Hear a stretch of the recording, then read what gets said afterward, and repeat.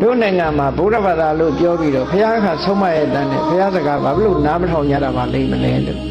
ဘာဖြစ်လို့တော့ဆိုဘုရားဘောတက်လဲမတိတ်ဆိတ်ဘူးဘုန်းကြီးကျောင်းသွားလဲမတိတ်ဆိတ်ဘူးဘယ်နေရာမှမတိတ်ဆိတ်ဘူးစူညံပြီးတော့နေလေးရှိကြတာတော့အံ့ဩစရာကောင်းတဲ့အနေထားတစ်ခုပဲမစင်စားမစင်ញင်လို့ရှိရင်မသိနိုင်ဘူးဒီကိစ္စတွေစဉ်းစားဆင်ញင်မှုကောင်းတယ်ပြီးတော့ဘာသာရေးပွဲတော်လှုပ်တာကဘာသာရေးပွဲတော်ဖွင့်တယ်ကက်ဆက်တွေတခြင်းတွေဖွင့်လိုက်တဲ့တခြင်းတွေကကာမတခြင်းတွေဖွင့်ဘာသာရေးနဲ့ကာမနဲ့ဆန့်ကျင်ဘက်ရှိတယ်ဘာသာရေးဆိုရင်ဘာသာရေးတခြင်းလေးကိုဖွင့်တဲ့အဲ့ဒီစီကံချက်တောင်မှဒီမှာမရှိမပြီးပြင်းဘူးပေါ့ခရဘောကလည်းဖွင့်နေတာဖွင့်တာဖွင့်နေတဲ့နေရာကခရဖွင့်လိုက်တဲ့တခြင်းက